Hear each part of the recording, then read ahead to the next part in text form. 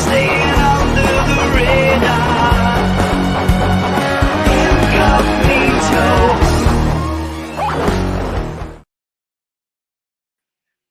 Hey guys, welcome to Mindforked.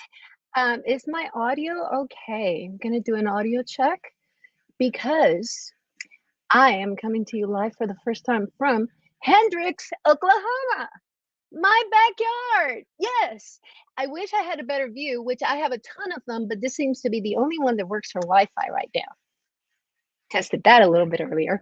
So I am so excited that I'm here with you guys today. You might see cows behind me. You might see chickens. You never know what's going to pop up because we are in the country. And I see it so fitting that we're airing from Oklahoma today because our subject is Bigfoot. So we're going to get to that in a minute. I've got Connor, Bigfoot Anon in the back, waiting to come up, ready to just go supernova with me on this subject, which is going to be so freaking awesome. But before we go there, first of all, I'd like to thank Leafless for Audio for that great song Incognito, which I adore. So thank you, Lee. And let me take a minute to breathe and look at the chat and say hello to everybody. Let's see who's here. Going up, down. Alien girl, Amy, hi, thank you for being here. I'm so happy, my sister, Amy. And then wreaking havoc, where'd you go? Wreaking havoc, I'm so glad you made it. So yesterday we were talking on chat. I'm so excited you made it here today. And my friend, my buddy, the man who always gets my readings right, Chad Smith Podcast. Look 'em, spook 'em. We're in the house. And Jeanette Sanchez. Janet, love you, Janet. Enzo's in the house, and wherever Enzo is, usually Andy follows. He's there. Hi, Andy. And don't forget, you guys, that this is a double header today. So we got BigFootanon on Mindforked, and after we're done, you have Brown Dwarf coming on Unidentified. So I am super excited about it, and I think he's here. I just can't find his chat. But Dina P, aimed to frame journeys and Bigfoot world. I am so excited you're here, seeing some new names, which is cool because we're here to kind of expand our horizons. And there is Connor. Connor had a great morning already. He's like rocking it over there. Cheryl P. Oh, there he is. Unidentified S4. I love that song. I was there when that song was born, by the way. We were on that show. We were in the background listening, and there, Unidentified pop up, and Lee just came up with that. And Terry, who is so sweet. Some people said hi earlier, and I'm so excited. So without further ado, I'm going to bring in our guest. He's like a rock star of Bigfoot world. Love him. He's got the best energy. I've been checking out his TikToks for a while and his videos, and it's just so amazing. There's some that like blew my freaking mind. One from Mexico the other day, I think it was like mind blowing. So before I get too mind forked without Connor, just wait till Connor gets here because my mind is going to go insane. And here we go. Welcome, the one, the only, Mr. Connor. Yay! What's up? What's up? The stars have aligned. I think you might want to mute on the YouTube side. I think you're on, but I'm so excited that you're here. I could hear myself, and I'm like really annoying. I can't hear it now. I think you're good. Yeah, hopefully. I think it was just me entering, just had a little energy overload. But yeah, we're hopefully coming in clear. I'm glad to be here too.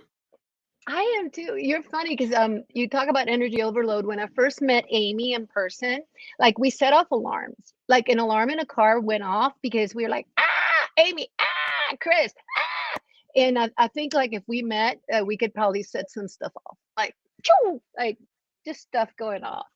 A million percent. So update me, man. So what, I know that you're in Florida right now. So excited for you to be here. Tell us a little bit about how you got here and what you're up to lately.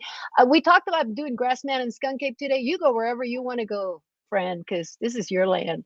Yes, yes. And it is all connected 100% because we're all just energy, and energy is eternal, and it's never created nor destroyed. So it's always existed. So all of us right here, right now, we come together from the beginning of time, and that's definitely special. But this morning, I Oh, had a mhm. great day.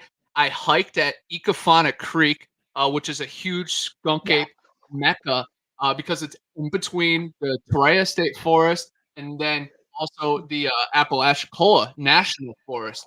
And right through there is just a huge riverway and creeks, and all the old Native Americans set up mounds and villages through there. So it's just very sacred territory. But Ecofana Creek had this really cool encounter in 1981 during hunting season that this young kid felt like he was being watched all day. And then they finally fell asleep at camp. And then he woke up a couple hours later to his stepdad shooting his gun at a 7 foot tall wild man creature. So I went to that same region today and hiked and set up pheromone chips and got some awesome footage on the pond and caught a buzz and caught some vibes and got some sun. So it was a good day. I met this one Oh. hiker and he was mind forked because I was only the second person he ever saw on the trail. And I'm like a cryptid myself, but we exchanged information. I left a book on his car of mine for him.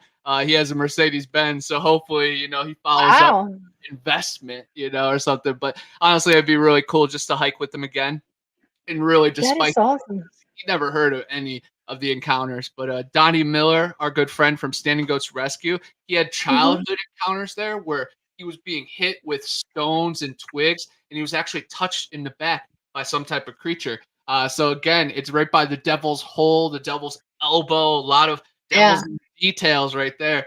So it was really cool to hike there, and I worked up a sweat, and then I went to Pitt Springs, which is really crystal clear blue water. Got some underwater footage with my little 899 underwater bag that I can get some crazy shots with. But So it's you did get that. You did get something to take shots underwater? Because in one of your videos, you were like, "I'm so gonna get this." I'm going, "What the hell are you gonna do? Like go diving and into like a swamp?" Did you yeah. really? Oh my god, I that's so just cool. got like a waterproof, Yeah. phone thing, which is just good to have, when I'm kayaking and just for rain in general here in Florida. But yes, recently I've been hitting the creeks a bunch and like looking for fossils. There's Wow. turtle shell right here. Oh, Here's look at a that. giant bone that might be a dinosaur, might be a What the giant hell? old human, but That's it's a really super cool to chicken. bring back the history and be the first person in millions of years to touch some of this stuff. So I'm out there for hours on end, diving and looking and snorkeling, and of course I'm hearing weird sounds. And that's the best way to look for Sasquatch, is just to become one with the environment, fit in, and then something curious is going to find its way. But yeah, today was a magical day so far, and it's really still just getting started. Yes, there is alligators. The creek is called Cobra Gator Creek because that's where they filmed the movie Cobra Gator and Sharkensaw Women's Prison Massacre. That's the nickname for it, of course.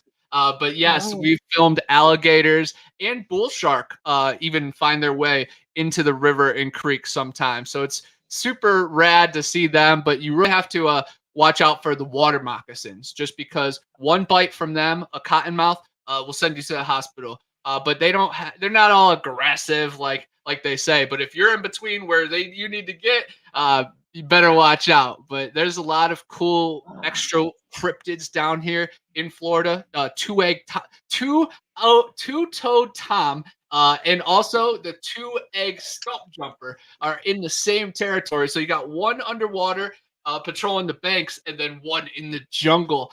So I was right in that territory today. But again, I feel Holy like it crap. has been magnetized me on this path because I'm just a kid from Cleveland, Ohio, from the mistake on the lake, Mhm. right on Lake Erie. Mhm. And Lake Erie has South Bay Bessie, the Lake Erie monster. Mhm.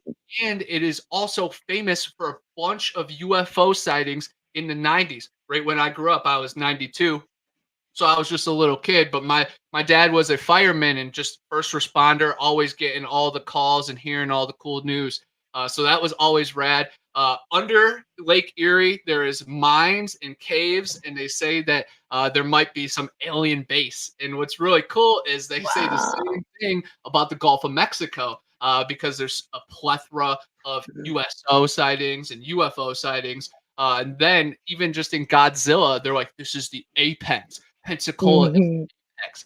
And then there's a bunch of type of dragon type beings that are similar to Nessie and the South Bay Bessie. So it's so cool how like history repeats. But yeah, Yeah. Cleveland, Ohio. That's where I started. Go Browns. Go Cavs. I watched LeBron in high school. So honestly, I know Oh what my God. I've seen Michael Jordan play. I've seen Kobe Bryant play. I've seen Yao Ming, who's 7'6". Oh I've my seen God. Chris Legowski, Shaq. So I know what magic is. I know what greatness is. I know what giants look like. There you Right go. where I grew up was the Seville Giants, which is a really cool spot. It's on Atlas Obscura and Roadside America. That you can go to the grave of the tallest couple ever, and they were taller than 7 feet tall, and maybe they were, related to the Nephilim or the sun worshippers, the mound builders. But yeah, I had no choice but to become this from where I grew up. Right around the corner from the Witch's Ball, Irma's house, and Crybaby Bridge. That's what we did on weekends. Our Pee Wee football team would go to 7 floors of hell in October. You'd pay $20, do the 7 floors, the haunted home, and be pushed Hmm. out. And then you'd go to the real Floors of hell. Trinity, and that's Irma's house, where sadly this woman killed her family, and then she ended herself up in the attic. So you have to go in through the cellar and climb through the whole house, and you end up upstairs. And it's really crazy because the living room floor has all these Christmas letters, and of course, people add stuff to it. It's a really wild spot. It's definitely on my bucket list to go once I go back to Ohio to hit all these spots again. But right around the corner is Crybaby Bridge. We've all heard the story. The No, woman. we haven't. And I want to hear it. I want Well, to hear all the about it. But story of I'm not sure. the story of the Crybaby Bridge, and all these sadly baby stories is, the Mm. baby can't be cared for anymore, so it has to be taken care of. So a woman actually went up Oh. on top of the bridge, and it's a 50-foot tall bridge, which is a railroad bridge. And it's really cool stories that you can go underneath, and your car will be pushed, or it will stall out, or you'll have Oh. handprints on it, whatever Gotcha. anomaly is fishing that night, But we went up on the bridge and had crazy things happen. There's a graveyard right Oh, next to it, and a really? satanic church. And then the Oh, coolest wow. and most scenic one is the Witch's Ball, which I have a ton of pictures of, on my pages and stuff, where it's a Oh, big cool. granite ball that's hot when it's cold, cold when it's hot. And it's on top of a witch that sadly killed like 7 of her family members and threw them in a well with arsenic. And that happened right around the corner from where I lived growing up. And she had enough Oh, arsenic to kill the whole town. So I don't think my descendants came from my town, but somehow no. it affected me. But yeah, Yeah, it would have been super. definitely not from that person because you're too And that kind. story is very similar because she was, hounded by her parents and her family because she was pregnant by a man she wasn't married with. But in one version of the story, she's a victim of, a situation, and the other one, maybe she was just feeling promiscuous or lonely. But regardless, she shouldn't have been hounded down by her family. She made them pay Yeah. though, and they ended up in the bottom of a well. But yeah, Oh those my three God. stories get super interchanged, but on the playground at recess, that's all we heard was all those ghost stories and scary stories. And then right down the street, I grew up on Boston Road. Boston Road goes to Boston, Ohio, which is Helltown, which is very cool, very haunted location. It's like the real life Silent Hill, real life Resident Evil. There's a crazy peninsula Wow. python cryptid, which is a little different than these Florida pythons. Florida pythons we can handle, but this circus python that made it to Ohio, it didn't belong there, so it grew huge, Yeah. killed everything in its path. So that was always a fun story. And then there was this hearse that would run you out of town. Mutants, the melon heads were huge. The big melon head story is in Hmm. western Ohio, but there's a story with the Gore Orphanage, which is again right where we grew up. With they were being mistreated in this orphanage, this home, and there's multiple stories, multiple versions, of course, but the house caught on fire, the doctors were killed, and the kids ran off into the forest. And some of them were the melon heads, and then some of them were just normal kids. So it's very, very, very interesting. And I Wow. a dogman encounter with two of my friends when I was a young kid, and then I saw a pale crawler in the woods across from my house when I was about 18 years old, clear as day. During the night though, because I had my lights right on it, and both those experiences definitely shook me up. And then I tapped into meditation, psychedelics, trances, induced by seances, different vibrational techniques to bring things closer to me, and blood moon eclipses, all types. How old are you? Can I ask you something? How old are you? 29. I'm about to be 30, August 28th this month. Holy So this is my crap. last month in my 20s. So I got to write 4 more books to keep a good You pace. had lived like 10 of my lifetimes in adventure wise. Mine were like just kind of, things took a little bit longer. Things took a lot longer. I'd never done half, not even a quarter, not even a sub. I can't even come up with the percentage of what I've done based on what you've done. And I mean, it's like you in the last 10 minutes, I'm like, I got like, I wish I had my pen for my notebook to make the notes of all the different stories I want to hunt down just based on just 5 minutes talking to you. It's like, I mean, even like you were talking Dogman, I was looking into Dogman. Before that, you said something and it went so fast that I'm like, holy crap, I'm like super interested in that particular subject. Of course, you got me as a mouth breather because we're going to be talking giants, and you know how much I dig the, pardon the pun, I dig the ancient civilizations because I believe that just as you were talking about the consciousness, the different types of creatures and cryptids, and I want to know what you've physically seen, what's the latest or craziest, we'll talk about that. But along with like the structures that don't make any sense, the UFOs, I think there's a way to, I mean, it is tied together. It's obvious to me that it's all tied together, but it's like just figuring out how to put that puzzle. So anyway, so what's the coolest thing you've seen? Tell me, first of all, we wanted to talk Grassman versus Skunk Ape. I want to know why those two, because based on everything you said, you got experience with all of them. Why Grassman versus Skunk Ape? Talk Yes, to me, Tana. the Grassman and the Skunk Ape pretty much shaped who I am.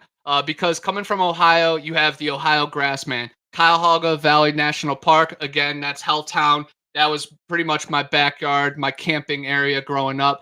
Salt Fork is where I camped with my grandparents. Ohio Valley is huge for Grassman sightings and mound builders because there's literally a town called Moundsville, and there's this giant Adena mound that giants have been excavated from. And then right across the street from there is the Moundsville Penitentiary, one of my favorite paranormal locations because Charles Manson's mom was kept there. And little Charlie, one of my favorite people in time and history, he actually grew up in there because, his mom was kept there. And back in those times, the little kid could maybe hang out in the lobby or the staff. So it was really crazy to feel those vibrations. But yes, the Ohio Grassman definitely shaped who I was as a child. Just because hearing all these strange stories, my Dogman encounter definitely just falls under Grassman because it's a huge, hairy giant from Ohio.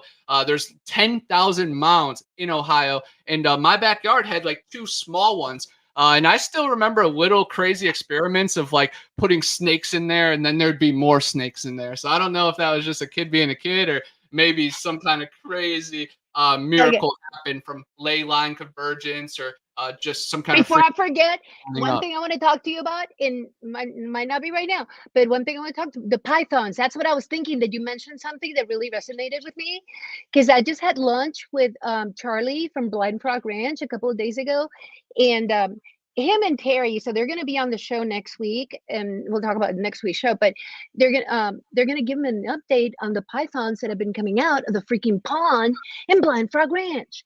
And like they have more evidence and more pictures and more, it's like something is out there, but nothing makes sense to be out there that would have a belly track of 8 inches wide. So it's like that makes no sense to be in the Uinta Basin And specifically, he talked me through how they went through the property. I'm like, holy shit. And that's right, I can curse. This is my show. And I'm not monetized. Woohoo! But I don't like to curse anyway, not on camera. But anyway, back to you. So I'm gonna put that on my notes because I want to talk pythons with you as well. So keep going. Heck Grassman. yeah. I'm very interested in that because Blind Frog Ranch is the next Skinwalker Ranch. So I'm definitely Mhm. super pumped for your information and your show with him. And he follows me on Instagram, so hopefully you can maybe put in a good word and say I Oh hell yeah. cool. I met his brother. He's so sweet too. It's funny. I'm sorry. I'm fidgety because I get cramps in these chairs, and I'm like, this is my first time doing this, so you'll see me moving all over the place. Just ignore me, chat. Not Chad, chat, but because Chad ignores me anyway. Just kidding, Chadley. Okay, go ahead. Sorry. So, but Well, you're I in think the Skunk Ape python. land I right think now. Mhm. well, how far is Disney? Back to Python. Uh-huh. Yeah, real quick, I could hit them all. Just watch. The pythons are very interesting, just because that's mainland, and it's kind of far from anywhere that they are natural. But Oklahoma has, the octopus, the most famous cryptid from back there. So anything is I just possible. moved to Oklahoma and I'm so excited because I'm actually seeing a lot of action over here. I mean, it's a hot spot for cryptid people. It's like there's a lot of people into, I think it would be easier for me to say, have you seen Bigfoot around here than have you seen a UFO when I talk to mainstream? It's so Totally. easy. It's like if I said, have you seen Bigfoot? I think nobody would, be like, oh no, I haven't, but I know somebody that has. Versus if you say, have you seen a UFO? They look, oh, you're crazy. It's like, dude, it's all connected, man. Sorry. It's all connected, Back to 100%. you, Connor, because this is the way it's gonna roll. Boom, boom, boom, boom, boom. But I was actually mentioning octopuses earlier today on the trail because there's a really cool creature called the Lusca that I heard about when I was down in the Bahamas that they said is like half octopus, half shark. And the cool thing about octopus is a male octopus will just keep growing in size if it doesn't reproduce. And so you got to think that this Lusca is, just growing in size because it probably hasn't found a mate. But then it also can squeeze through little holes like an octopus. I doubt if it's like half shark, but if it's just an octopus hybrid, then anything's possible. So it could get in between the aquifer, the subterranean chambers underneath our feet. So honestly, it could enter creeks, streams, sinkholes. Anything's possible. But yes, Disneyland or Disney World, I am about 5 hours away because that's in Orlando, and I am in the Panhandle. I'm right past the time zone line, so it's really crazy because I'm in Central Time, but sometimes I have to umpire baseball games in the Eastern Time zone, and they tell me a time, and I have to, clarify. But it's really trippy because right on the time zone line is the Apalachicola River, and I've heard on multiple documentaries in other areas how those areas are really high frequency for UFO sightings, mounds, the constellations, they all align, of course. And there's been Mhm. trumpet sounds that were reported on the news from this area way before I even moved here. So I definitely think that's the earth, just croaking out because there's just deities everywhere. But I think it's a Wow. really magical area over here. But back to the skunk ape, that Yeah. just because it actually goes with Disney. Because man, coming from Ohio, you have those sunshine state dreams. You just want to be living in the swamp. And I say it every time I'm hiking. I'm like, this is a dream come true. Especially in the winter when I'm hiking. Like summer is summer, I'd be hiking everywhere, wherever on the map. But winter time, I get to, just treat it like it's summertime in Ohio down here. But Mhm. it's very, very magical. But yeah, the skunk ape was always one of the coolest and elusive creatures that I would read about growing up. And then I saw those Mayaka skunk ape photos, the ones that were anonymously sent to the Sarasota Police Department. There's two photos that are out I want to publicly. see that. Yeah. Are they out there? Can I Oh look yeah, them up? Mayaka skunk ape. If you just Google that, you'll find it. But there's two Mayaka? photos, and it looks like an orangutan creature, and it definitely shows movement.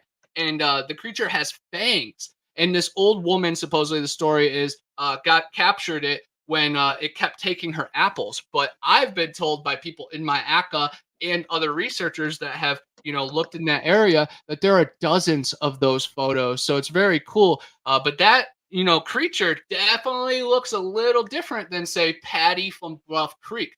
Patty from Bluff Creek looks a little bit more human-like, has breasts, big muscles. This creature looks like a monkey-man hybrid. Some people say it was a orangutan that, was living out in the woods, but a zoo creature would get annihilated out here, within a week. Of course, there's bobcat, there's bear, there's panther. I think even a beaver would get a hold of a zoo animal out here. Feral cats, wild dogs. There's been wild dog deaths just in this area, and of course, a lot of people, hypothesize if it was Dogman or a werewolf. And I, honestly, am not 100% one way or the other because I've interviewed Native American people within this radius that have seen a Dogman creature raised from about 4 feet to 7 feet when it crouched and got up, and then it got taller than the treetops and then disappeared in a dot. And I have that all, recorded of the interview, and it's really serious, and he's dead serious, and he's seen other things in the sky and giant crabs in the trees. So Native Americans have definitely picked this area for a reason. And now they've, tried to take us out of the matrix and interrupt our broadcast. But Akashi Chris is back. She's trying to get back at least. But you guys know I will keep us afloat here in the Gulf of Mexico. I was trying to look up that video, and I just don't have enough Wi-Fi to even manage anything but the StreamYard. So I'm gonna just stick here because I don't want to mess with anything. And I was listening the whole time. I was trying to come up with that Mayaka. I saw the link and I got the video, but then when I was trying to copy it, and I wanted to make sure it wasn't like a copyright thing. But anyway, keep going. I can't pull it up, but you're doing a really good job of describing it. The Mayaka skunk ape is mostly just 2 photos, so you could probably just do Google Images if that was easier, because some video will try to give some crazy explanation, but you might be led down the right wormhole. But I just want to say shout out to a bunch of people in the chat. I see all the family out there. Yeah, tell us about the Wolfman. All right, that was Sleepy Hollow. I was with my friend Jake and Alex growing up, and it was a couple months after Jake and Alex actually had like an evening encounter. They were being driven home by this fireman, this weird fireman that was driving them home, and they saw this creature go across the street, and they thought it was a deer at first, but it was upright, standing. It was like tan and brownish colored, and it darted across the street and then up a hill near this red barn, and they called it the Wolfman. And they've always, like not teased me, but they were always like, oh yeah, getting me excited about the Wolfman, telling me, oh, there's a monster in my woods. So one time we were sleeping, a couple months later, we were sleeping over Alex's house, and it was my first time over there, and his house is decked out. I was just happy to be there, and it was a Friday before our Saturday golf league at Bunker Hill, Medina. Definitely recommend it. Very cool course. In Bigfoot and golf and disc golf and losing your ball and disc, it all definitely connects.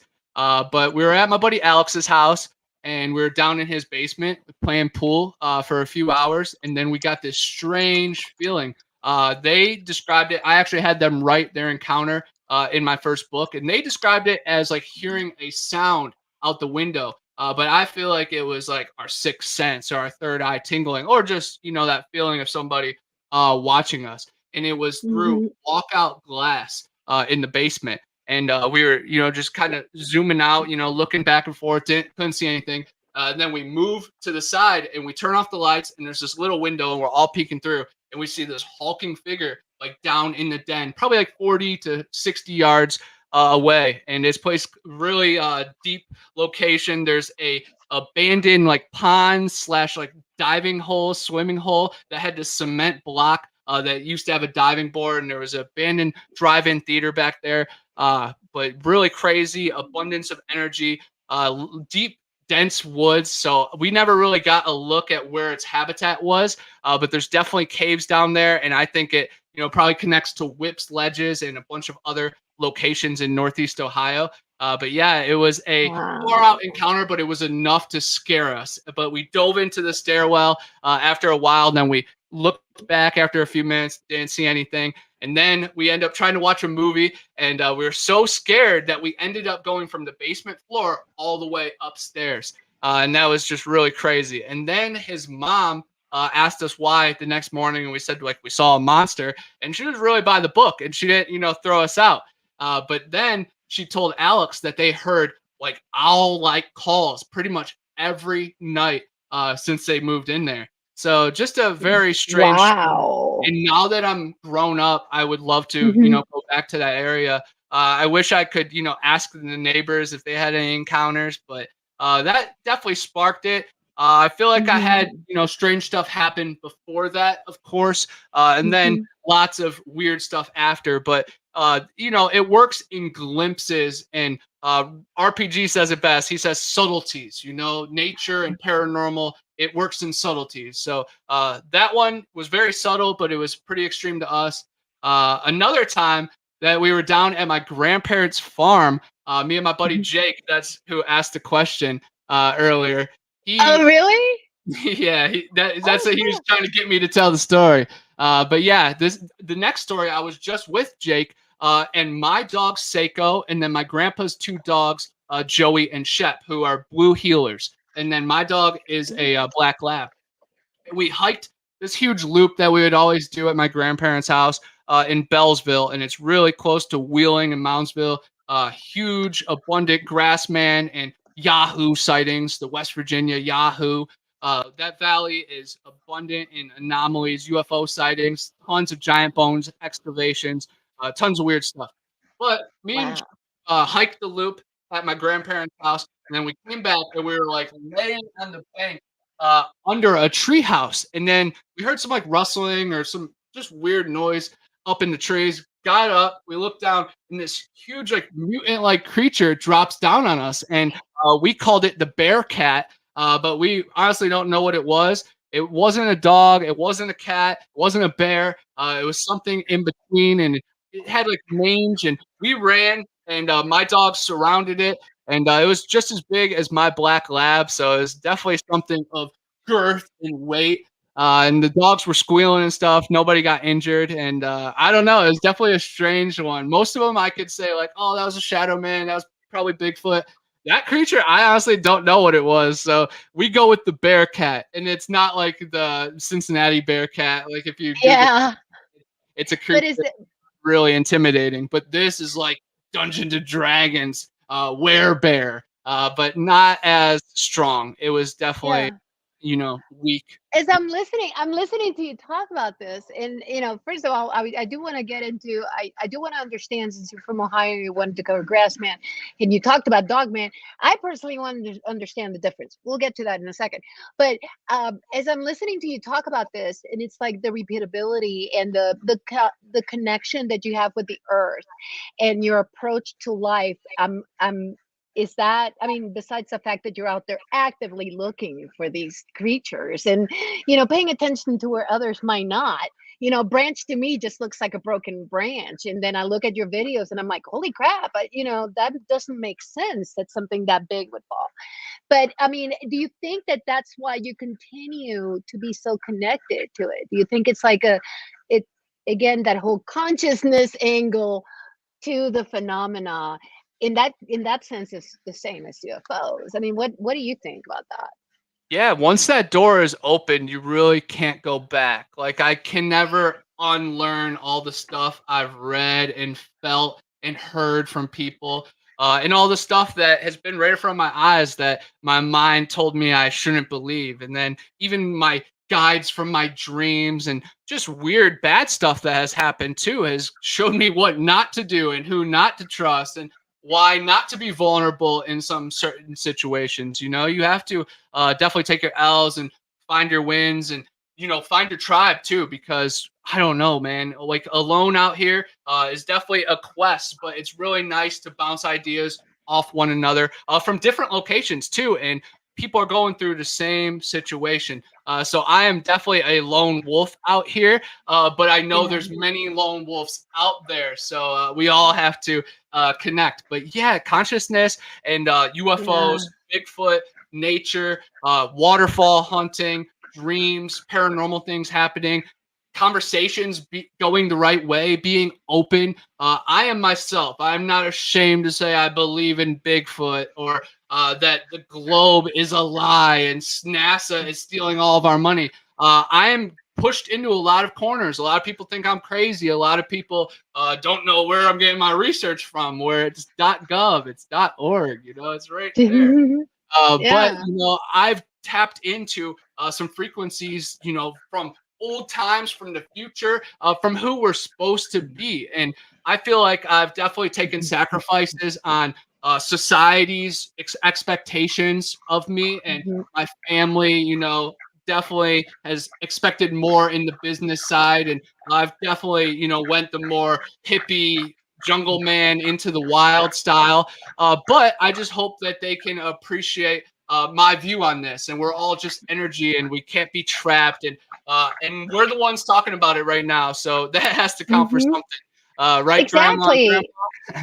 Grandpa? But Right. honestly, my path has been like laid out way in front of me, and I look back and I see that, like, even me playing sports, like growing up, I thought I was going to the NBA and the NFL. No way. But it told me about teamwork. It told me about sacrifice. It told me how to be taught and teachable, and just how to work well with others. And then, of course, teaching myself music. That just brought me a little bit closer to the forest, for one, but it also felt good as an adult to learn something new. As kids, we went to school. It was pretty much expected out of us, but when you're an adult, you kind of, get lazy, but you get complacent. And I held like a burden and like a grudge against my childhood that I couldn't play music. I was like, dang, I could throw a football, but I can't play any music, But then I Mhm. got over myself and really did it. And honestly, that's my whole journey of getting out of Ohio, moving down to Florida.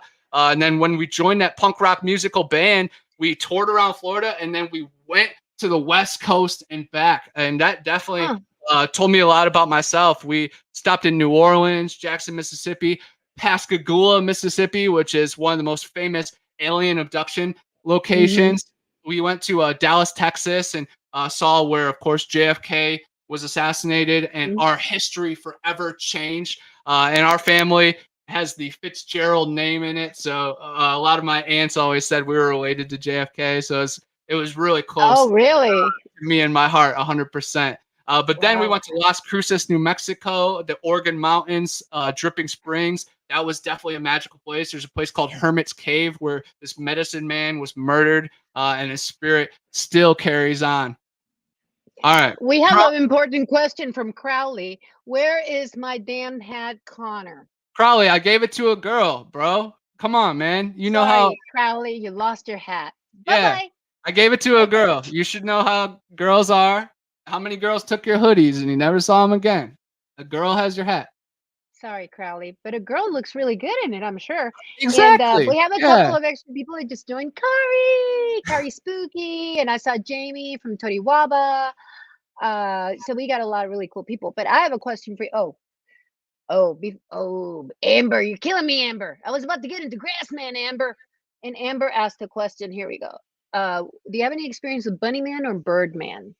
No, not personally, but I do appreciate the question. Bunnyman, I actually interviewed a guy that saw some type of cryptid creature on Easter, but then supposedly, like 10 years later, his uncle said, "Oh, that was just me." We still don't know if that was like him trying to, end the situation, or if it was the truth. Hmm. And then the Birdman, of course, connected to the Mothman. I know Birdman is his own entity. I have not seen him, but I've studied Mothman a lot, and that Hmm. honestly was going to be the original topic of this show was Mothman. I Uh, asked him, I was like, I love Mothman. You want to talk Mothman? He's like, I love the idea, but I want to do Grassman and Skunk Ape. yes, and And I I love love it. I'm like, I I'm love the in. Mothman Woo! No, because, I again, think my, I love my them both. grandparents lived on Ohio River, so we grew up, fishing on the Ohio River, looking for the muck mermaids, the green clawed beast, and of Run. course the Mothman of Point Pleasant, right on top of the bridge. But I've Hmm. been to Chicago too, and there's a ton of Mothman sightings there. So who knows what's going to happen? I don't But know, but that Point Pleasant, the bridge, there's so much to that story that I find like it's like completely fascinating. I mean, the whole picture, the town, the whole tying to, John Keel or Jack Keel. So it's like people were involved in this whole thing beyond what I expected on Mothman. But I need to ask you because I want to be schooled properly, Connor. Grassman, Ohio versus Dogman. What is the difference? Are they both dogs? Is one a wolf and one a dog? Can you tell me the difference? Because in one a cryptid and one's a Bigfoot. I don't know. I need to understand. Help me. Yes, yes. The Ohio Grassman is a Bigfoot. It's like more like a man-like creature. But there have been these sightings and pictures taken that he's mossy and has roots and cabbage growing off of him, and he's covered in green, kind of like the Swamp Thing or even like the Gillman. So it is definitely flexible, but he's an Ohio Bigfoot. It's just the Grassman term for sure. But ask the moonshiners, the stills that he's wrecked, and I'm sure they'll tell you he's a demon or a devil or a monster of the darkness. But then there's other soft stories of him, saving campers at Salt Fork, and then down in Massillon, there's a story of him having orange eyes and living underneath a graveyard, being the protector of it. So it's definitely the spectrum is all over the place, but it's very wild. What do you think? What do you feel about Grassman, having studied? What is your take on him? I definitely think he's connected to the mounds, to the mound builders. I have narrated over 10 hours of these giant bone excavations, newspaper articles that talk about these giants from 6 feet tall all the way to like 14 feet tall in the Ohio area. But I've narrated some that go to 60 feet tall, these giants that are found overseas, but some are 22 feet, 35 feet in America. So again, the Appalachian giant doesn't seem too far-fetched because there are skeletons of these things. But of course, the Smithsonian got their hands on it. One of my co-hosts over on the Gypsy Road Paranormal Highway, Dr. Wu, he worked at the Smithsonian, and he's said some crazy stories. And I've read a bunch of reports and talked to other people. So you never know what's going to happen once you actually call the feds or the reports. That's why a lot of the citizen scientist stuff honestly never even reaches the surface, just because you want to keep it safe. But I definitely think they're connected to the mound builders and the sun worshipers. Someone had to teach the Native Americans about medicine, about spirituality. They weren't just chewing on different roots, test and trial. They were guided by something. And of course, David Paulides talked about the Hoopa tribe living with these Sasquatch people in recent times. But we have an even better writer in here, Steve Stockton. He said, what do you think about the Thunderbird sightings in Appalachia? And yes, 1,000,000%. That connects, honestly, to my childhood, too, in the Ohio Valley, because we definitely talked to stories of pterodactyls still being alive. In the Native American lore, they've talked about the Thunderbirds, but maybe these Thunderbirds were, UFO spaceships or just these deities in the sky. But I also definitely well aware of these huge predator birds that still exist. Moltres is out there. The phoenix will rise again. But yeah, Appalachia has tons of weird things, and there's triangles there that, who knows, it could teleport from another realm, another territory.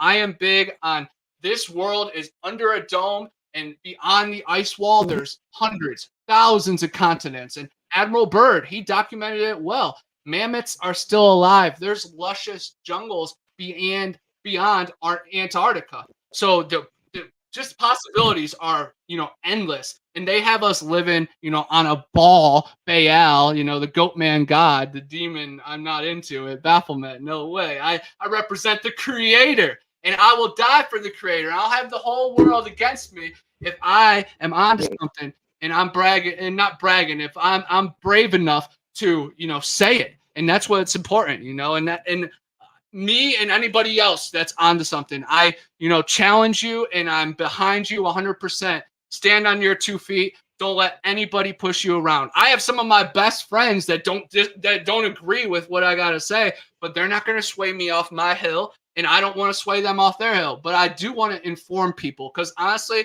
we want to, at least guide people to the water, because these days, people aren't even being shown the water. Yeah. Nestle is taking over, and Nestle is just one of the corporations.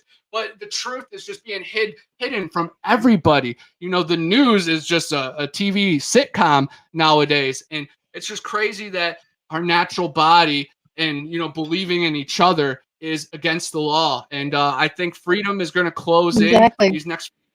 But our souls can just break free from that, because darkness is nothing to just a little bit of light. Just a little candle can illuminate a cavern, a dark cave. I've proved it. But I definitely fight for the light. And even if I don't agree with you, but you're fighting for what you believe in, I'm with it, man. Because censorship and all this cutting and canceling is horrible. But I definitely think bad people should be punished. But the good word is definitely getting blended and morphed into something bad. So sadly, nowadays, what's good is bad, and what's bad is good. So let's just get rowdy in Mhm. this effort. Exactly. It's like, and I we're not all going to agree. If we want to listen to ourselves, well, we got a mirror. We can just sit there and talk to ourselves in the mirror, and how freaking entertaining is that? Nah. I mean, I can do that any day. I want to hear different ideas because I want to grow. And that's where I love listening to, what you're saying. It's like, because it's just it's beautiful, and you're coming from a perspective. It reminds me, it's like a little bit different, but about the same, is Carl Carl the Crusher, and he has a very similar approach. It's like consciousness and positivity and humility. Like Spooky Morales is another one. They're like all about the love and bringing that love to whatever they're passionate about, and you're bringing it to, cryptids, and in your hunt for the answers. I mean, how fun is that? That you're all over the place just looking, in and finding some seriously cool stuff. I mean, what's the coolest you found on Grassman? Because I want to talk back to Skunk Ape on Grassman. Was like, did you find tracks? Do you have pics? Did you actually see what's the greatest Grassman story before we go talk about Skunk Ape? Yeah, Grassman wise, growing up, of course, we saw a bunch of weird tracks on my grandparents' farm. One time Mhm. we found a pile of weird scat. And of course, a lot of the adults would say it was bear, but it did not match what bear scat looked like. And it was on a real picture, that we got printed off. So it's somewhere at my grandma's farm. So one day I will find that and put it in my book.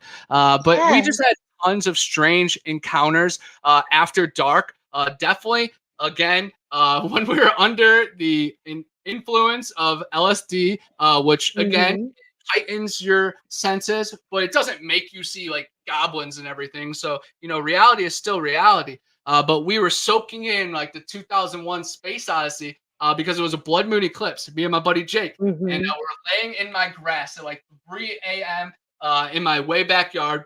And then my cats were out there, and we hear something heavy like walk on the other side of my barn. And we don't think anything of it because we think maybe the cats or maybe the deer. But the cats were right next to us, and then it was just, I don't know, it just felt like intimidating. So we kind of like etched over to it, and we had a stick. So we're moving over, and we just got hit with this wave, just saying, sit back down. We just internally gave up, surrendered, and went back down, and honestly, like forgot about it. We were so much in a trance, but we felt Mhm. like being watched because there was a bunch of pear trees, blueberries, and apple trees right there out of that thick forest where I saw the pale crawler, where there's a witch's Mm. stone at too. So just the abundance of weird stuff.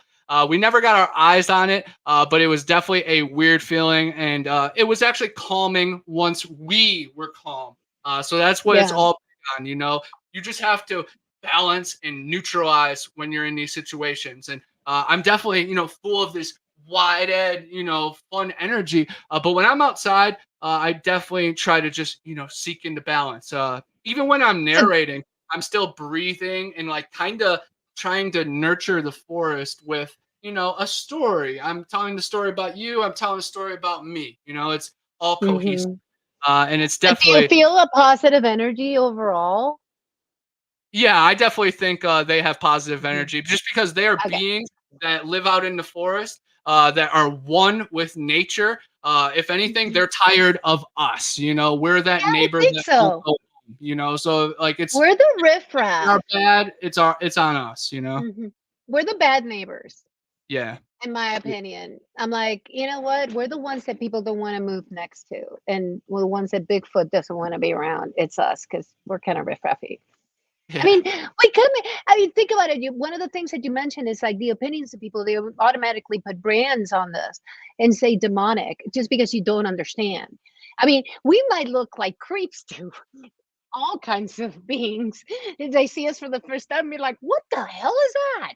Who are we to judge, right? Oh So, yeah, we probably reek because we're eating all this oh, processed food and just bad vibes being soaked in, just even Wi-Fi zapping our pureness. I feel like the I think so nature and too. all the wildlife, smell us out a while ago. That's why I always, tell them I'm here in the name of the great creator, also representing the one that died for us all. Owlman and Janice Carter, they both have Mhm, like this telepathic connection with Sasquatch, and that's where they've gotten a little bit of ground gained, and they say that that's who they worship as the great creator, and they call mhm, themselves the people. So maybe if yeah, you can address them correctly out there, you'll at least be a little bit cool in their book, or at least not like a threat or a predator. But they might also just laugh it off, and that might be hogwash. But I I know. soak it up, and my sponge just absorbs and pushes out and evaporates, evaporation, condensation, precipitation, storage. I learned that in childhood Mhm. school. We just love you. I'm looking at comments. So, Spooky Morales, it's just bromance all over the place here in the chat. We got Spooky, and then we got Crowley. They're basically saying I'd be a great neighbor if I got rid of my husband. Thank you, Crowley. I'm sure Stuart loves that comment. We keep doing this back and forth all the time. So I'm just giving him crap because that's what I do. Okay, so now we've talked about Grassman. Talk about Skunk Ape because does it really? I mean, according to the stuff I was looking into and reading the stuff, it smells. What else does it? What does it look like? How is it as a skunk? How tall? Give me some stats. I need data. Yes, yes. The Mhm. original Skunk Ape report actually isn't from the smell. It came from the panhandle, and it had a white stripe going across the top of its head, like a skunk. So that's how it got called the Skunk Ape. But To it me, definitely has like, horrible smell a mhm. lot of the time. I've been out there and I've almost been like intoxicated, almost drunk, almost probably put to sleep, almost puking because of the weird rotten aroma. I definitely think that they can spray like skunks and like cats, or maybe just give off a defense mechanism like some kind of fluid leak. They also say when some of them they go to the bathroom and they don't take care of themselves, so that whole area is just sticky and stuck worth a year's worth of feces and Ugh. urine. So it's just super disgusting. But then I've also heard other reports that when they're eating skunk, you can rip out the spray line that what really smells, and you can discard of it. But then other ones, the feral ones, the rogue skunk apes, those ones don't care. The family ones, they would probably rip out the smell. But then these rogue ones, they just Mhm. eat everything. So they say if you smell the smell, to beware. But then there's some far out theories that say when they transport or teleport through these portals, they get hit with this slime or just aroma that they can never shake off. But very, very, very interesting. But the skunk ape stories definitely go back to Ponce de Leon, and even down in the Florida Keys, they had stories. The Fountain of Youth. Maybe these creatures found the Fountain of Mm. but I definitely think they're just natural beings that lived out here. They are the giants. In Tampa Bay, I know there were giant bones excavated, and it was all over the newspaper back in ancient days. But there are tons of mounds here in Florida, and they all align with other mounds in the constellations. And that is definitely advanced Mhm. technology, advanced awareness. So it definitely is something from the beyond. And I've been to the Kulamoki Mounds up in Georgia, which is like a 70-foot tall pyramid, beautiful platform mound. And I've meditated on top of that, got baked on top of that, really touched my ancestors and hopefully my spirit guides. But in that same location, there's a museum that you can go inside one of the mounds that is excavated, and you're inside the mound, and the warm feeling that you get is just unreal. And it also reminded me of like when I was a childhood, just like being myself. First time freedom, Mhm. first time the stars and souls aligned completely again. But then just recently, I went to the Smoky Mountain Bigfoot Conference. What up, word? And then I stopped at the Etowah Mounds on the way home. And those are also in Georgia, and it's the same setup. It's always like 5 or 6 mounds, one central one, and then a bunch in a semicircle. But the Etowah Mounds was a little bit more, I don't know, diverse in the setup. But there's a really cool newspaper article that I was always drawn to about a flood that happened there. And then there was giant bones littered for acres at the Etowah Mounds. And it was just really crazy. And there's a bunch of crazy pictures. And of course, the ranger, the first thing he says is like, yeah, the skull pictures are fake. I don't care if the skull pictures are fake. The story is something. So, man, But the skull pictures, some might be fake, but I'm not sure that all of them are. This is where it's like our worlds start to come together. Because, I mean, again, first of all, the constellation alignment of the structures, that is vanilla, plain, ancient civilization. They all freaking did it. And you gave me an opportunity to say my favorite place, Göbekli Tepe, because you gave me a lead in to mention it. That's one of my favorite places, and it happens to also have the the constellation alignment. In addition, I met Hugh Newman. I was able to interview him, and he's done multiple books on the giants and the difference between like the Paracas skulls and the ones with suture lines versus the ones without it, and the ones where the volume is actually bigger. The bones, the grave. I mean, the grave sites are huge, but there's nothing there because people stole it. So I mean, what going into kind of a deep dive into Bigfoot and all these creatures and cryptids that you've been, chasing and looking for versus our history and the giants. Where do you think the overlap is? Do you think the giants are these? Do you think these came from the giants? What's your thought? Yeah, School definitely. me, Connor, school me. Yeah, School me. definitely a great question. I definitely think the giants were just giant human beings, maybe human hybrids. So they were a little different. But this is the Sasquatch, the skunk ape. These are some type of branch off because it is a little bit more feral, a little bit more made for the land. So that's where it starts to get super interesting because, the Nephilim, the outsiders, the watchers, something from outside of this realm, maybe just from a different territory, came to our land and then mated with our women and men, maybe for trade, for advanced technology. But that created these other beasts and beings. And they aren't bad, they aren't good, they're just beings, they're just energy. So this realm will either create or destroy them. But I definitely think there is a connection between the giants and the Sasquatch. And then there's these other beings that are pretty much titans, the mud fossils. If you look at mountains, they used to be alive. And I have pictures in Las Cruces at the Organ Mountains. They used to be organs of 2 that I could see it clear as day. One is just a giant head going up, so you can see the nose, the eye, the mouth. And then another one, I call it Moana, and that's just copying another one because Moana is an actual giant in these Pacific islands that you could see her laying. And the one in Las Cruces, I see a giant woman just laying there. So maybe Mona, or something. But Yeah. I definitely am into the mud fossils, but this realm is 10%, maybe 1% of what it used to be. Jack and the Beanstalk, there's something up there. There's another realm that they're hiding from us. I know the spraying chemtrails is a little bit, it turns in these clouds, but they have designed this whole existence for us to just believe in what we're supposed to believe in because all the other stories are too magnificent and it would just send society into a craze. But if you look into The Hobbit, Middle Earth, Jungle Cruise, Journey to the Center of the Earth, there is definitely something, a world underneath our feet, and then there's something in the sky.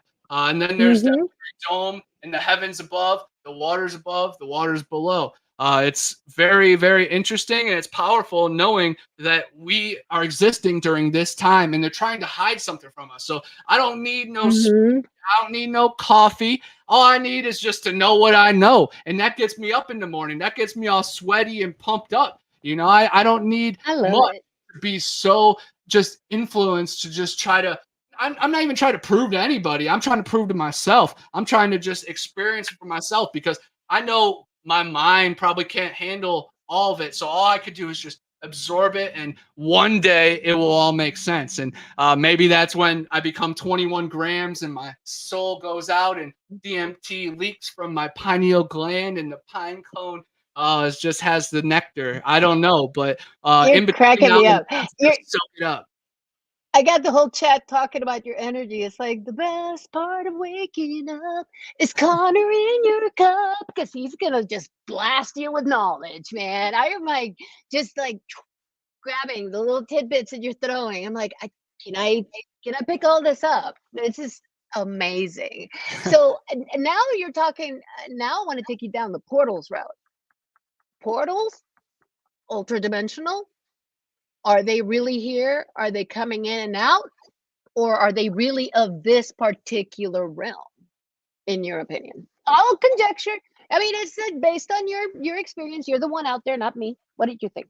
Yes, I think this is Yeah. all the realm. You know, maybe death, and once you're a spirit, maybe that's when you exit the realm. But even you can go the farthest teleportation, the farthest planet we've ever came up with. It's still Earth. It's still Earth's system. It's all Earth. We're the center of the universe. We're so important. You know, some people will be like, "Get over yourself, Connor." Yeah. Like, no, that's who we are. We are the center of the universe. This is very important. We are not space dust. This is not an accident. The Big Bang Theory is a freaking TV show.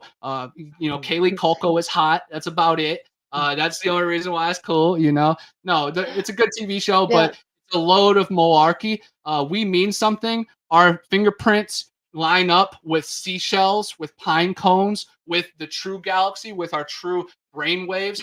So Give me my again, power you know, cord. our soul, our power is so much cooler than anything they ever give credit to.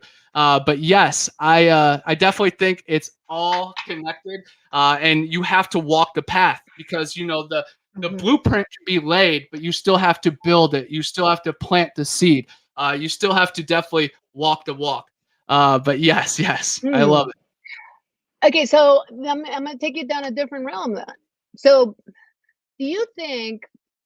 I know that there's all kinds of crazy conspiracies out there with ideas that there's really a pyramid in the in Antarctica, and that it's blocking our consciousness, and that maybe some of us that are really working very hard on our meditation and our like spiritual well-being can get through that, but then most people can't. What are your thoughts on that? Yes, I have definitely seen pictures of the Antarctican pyramids. There's also pyramids like off the coast of Louisiana, in some of the Great Lakes. So there's tons of ancient structures that aren't really being publicized or talked about. But if you're in the right circles and the right underground webs and links and Discord Mhm. chats, you find it all. But yes, I definitely think it is all connected because our ability, we could become particle form, which is solid, and then wave form, which is also, you know, just transparent. We can teleport. And these beacons, like in Antarctica, the Gaza pyramids, and also the things that were in the Grand Canyon. Of course, there was these Egyptian hieroglyphs, and then all these restricted zones. So there's definitely something right in the heart of our country. And again, our land had kings and queens. So I don't give a dang about no 44th, 45th, 46th, none of it, you know? I'll be the 48th and it still won't effing matter, you know, because we had real ancestors that were connected to this land, not to just control the sheep. So yeah, man, I definitely think we need to unlock our minds, but there might be some of these blocked pyramids for a reason, or maybe the bad people have already taken over the pyramids. But mind over matter, the light can take over the dark in literally just an instant. All we just have to do is spread the awareness and be aware and be awake and be there for it. And they don't even stand a chance. But yes, the pyramids, our consciousness, ley lines, and these ancient structures all align. And I think it's really like I'm an honor to be here talking to you because you've seen the glyphs out there in the West. Like I feel like my consciousness has brought me here, and just to hopefully be guided there one day, and you'll know Yeah. the path to go, and hopefully Carl will lead us, and hopefully Spooky and Crowley and all the family. Hopefully it all just aligns. You know, we just become who we're supposed to be, because that's what I'm trying to manifest. The glyphs have been painted, carved for us to walk that walk. We're like, I feel like we're all in these different roads, and we're all like headed in the same direction. Like all these roads are coming from different areas. Like you're coming from, more of the Bigfoot perspective, or cryptid and consciousness. And I'm thinking about ancient civilizations. Carl is thinking about all of it and getting into the petroglyphs, the hieroglyphs, everything that he saw. And I don't know if people can hear me, but I'm just gonna keep talking. Chris, you are going a little experimental matrixy. Hold on. Is this better? I saw. No, it's not. Still Hold on. choppy. I'm gonna get out and get back. Okay. Okay. To the chat while I'm Yeah, for sure. I'll be right back. Yeah, I see that Bretard Brini said, tell us about the Antarctica Treaty and the Rothschild Island. Very crazy that there's a Rothschild Island, a Rockefeller Island, and a bunch of other strange locations named after these powerful criminals that really control our society. But the Antarctica Treaty is signed by every country that we can't go outside the 60th parallel. And you're not even allowed to have the amount of gas that it takes to get outside of there. And there's a bunch of permits, and it's like $150,000 just to even get started. And all wars are fake and programmed and scripted until the Antarctica Treaty falls. So, yeah, it's pretty wild, I'd say. But Antarctica is also the mecca of all this strange. I think there is these ancient structures and these ancient beings, maybe stuck in the ice, maybe in these labs being created. But Godzilla, will shine light on that. And all these movies, they leak the truth through, so we'll be able to handle it in the coming times. And that is like the treaty that the bad people have, that they have to literally tell us what they're going to do. So they have Brad Pitt and Will Smith and Tom Cruise and all the pretty girls of Hollywood. They tell us what to do, what to think, and we have to break free from that. And I make movies myself, and I've put, secret subliminal messages in there, honestly, to guide positivity. But I see how it's done. But man, it's crazy how some film, shapes how we think, because the moon landing was filmed by Stanley Kubrick. There's tons of pictures of him and Warner von Braun together, working in the San Diego studios, right near Spooky Morales and Tom DeLonge. Pretty wild. But if you look at Warner von Braun, the ex-Nazi turned head chairman of NASA, on his gravestone, he mentions the dome above us. The heavens declare the glory of God, and the firmament showeth us handiwork. I talk a lot. I use a lot of subliminals and metaphors, but I've never used handiwork with my words. So there's handiwork. They actually built something to hold the water in. Why is the sky blue? Because there's water up there. Yes. I hope Chris can make it back, but I will keep ranting for 50 more minutes until Brown Dwarf and Unidentified S4 pop it off. I'm super excited for that show. Brown Dwarf is from the Bluff Creek area, does a lot of boots on the ground research. Hey. I was listening. I'm back. Keep going. You're doing great. Yeah, I didn't even skip a beat. I was just shouting out Brown Dwarf and Bluff Creek. And again, Bluff Creek is the mecca. That's where Patty was filmed. That's where Patterson Gimlin, filmed this skunk ape creature. Well, I guess that would be a wild thing creature out west. But there's a crazy theory about that there's actually a massacre that went down that day, that they killed about 5 Bigfoot of her family, and that's how they were able to get the footage. I'm not trying to, push that theory on anybody, but again, awareness is interesting. All you could do is dive down that rabbit hole, think for yourself, look up Bob Gimlin, look up Patterson Gimlin, look up Renee DeHinton and John Green, because they were both also on that camp out, and they're not really talked about. It's just really crazy stories. But even the Bigfoot world and our famous picture has a dark undertone to it. And then there's the famous Minnesota Iceman, that it was the dead Bigfoot that they pretty much toured around America with the circus and stuff, and it was on ice. They said that was one of the creatures that was killed in Bluff Creek. And that story is really fun and interesting. The Iceman story. One, because I had the guts to talk about the massacre on stage at the Florida Bigfoot conference. One lady actually came over to me and talked to me that she saw the Minnesota Iceman. But we got to talk it because the Iceman story is really cool because supposedly they had a real Bigfoot and they were showing it around. But then once he left the country, they took it. Customs took it. But he still had a bunch of tour dates that he had to hit. So he built a fake one.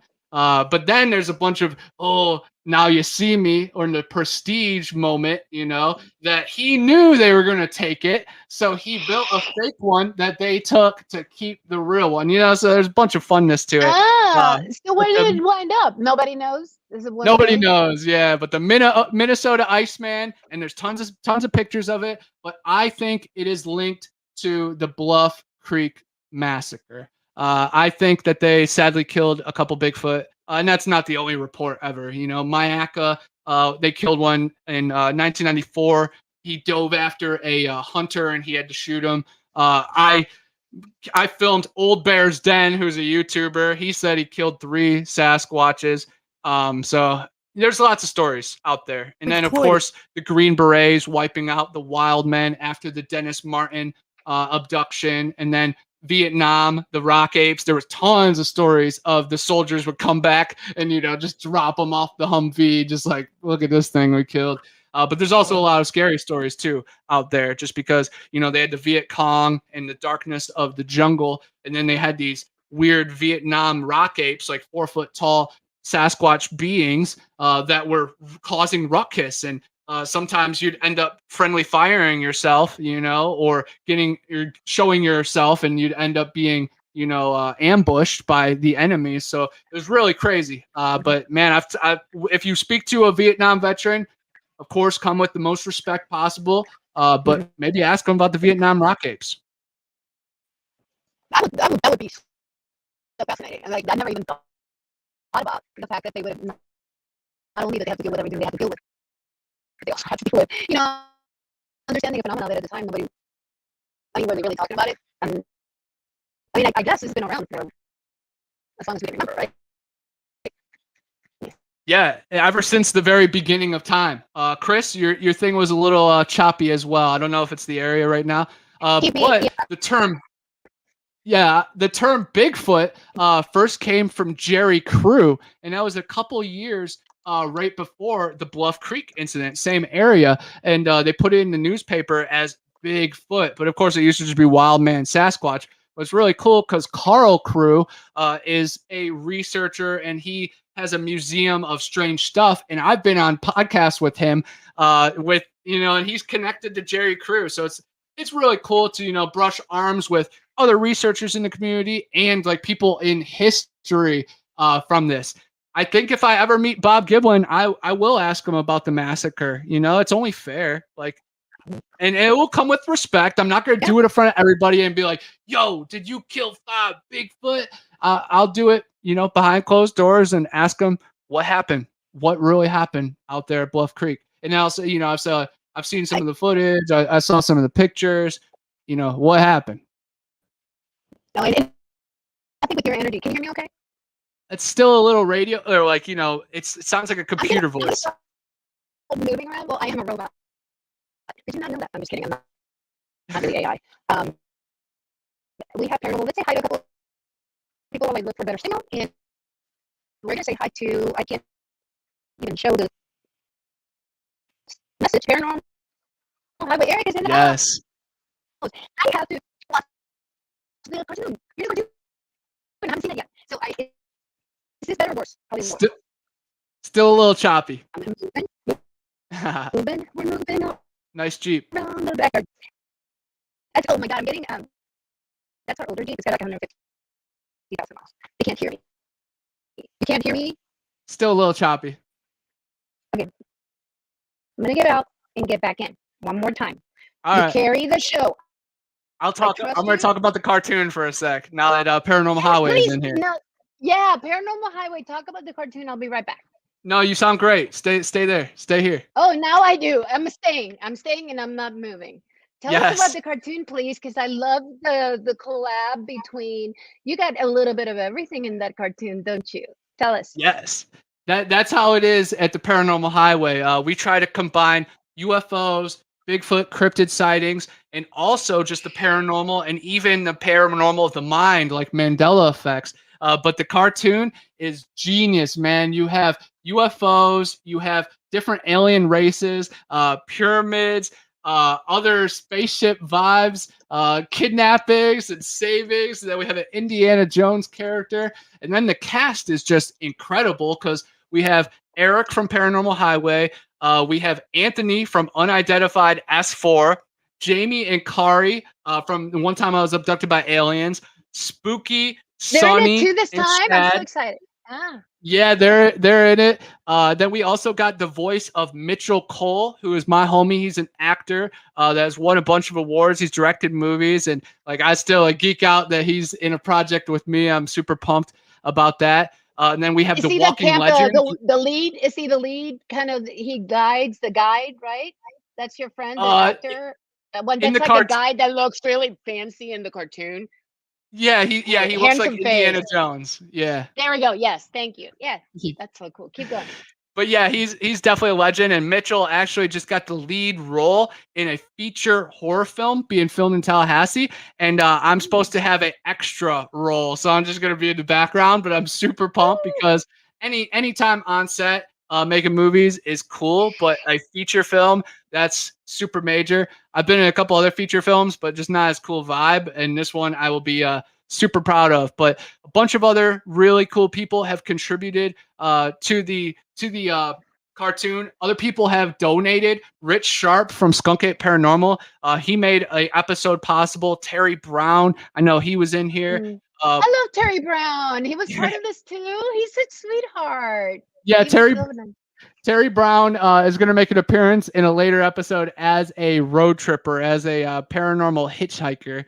But it's all in due time. Eric writes out the story, and then we get the animation back, and then we write the script, and then we invite all the actors in and try to direct them and record what we can. And it is amazing. Eric's done a great job editing it all together. And I'm big on the Kevin Bacon, 7 Degrees of Kevin Bacon. Yeah. And, I'm connected to Kevin Bacon, but I'm more interested in like being connected to us, like all of us in this paranormal field, and all of us are in that paranormal series. And hopefully one day it gets picked up because we have done PG-13, no, cursing and nothing inappropriate. So we're just, trying to make it to a widespread audience. We have a lot of fun. We make a lot of jokes, but we also drop tons of knowledge and good facts. So honestly, like unconsciously, people will be picking up stuff about the UFO, about super special space agencies set up by Ronald Reagan to mirror the Star Wars program. And then Barry, Unidentified S4, he's the Bigfoot. And it's so funny because he's the alien guy, of course, but he is so good as the New York Bigfoot. And it deals with portals and wormholes. Like we go through a portal and we change color. Did he change colors again? I can't wait. I saw that he changed colors to white. It was like Yeti-like in the second world. I can't wait to see. Yeah, soon it might change green or something, Oh my God.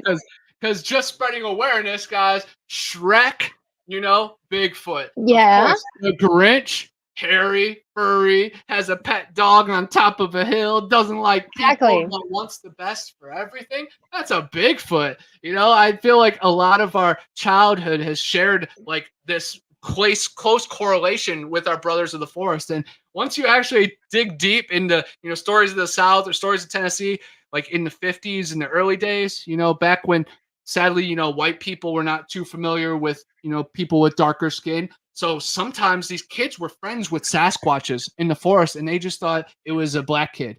So it's really crazy to hear these wild stories. And then there's other stories about, black people thinking that these giant white people were ghosts and specters. There's one really cool story that I think is paranormal. It's in Abbeville, Alabama, right north of me. Right on the sign, it says, "Welcome to Abbeville, home of Hug and Molly." And Hug and Molly is a 7-foot tall, weird demon lady that will find you after dark and squeeze you so hard that your bones break and screech in your ear till you lose your mind, or you better hope you go deaf before.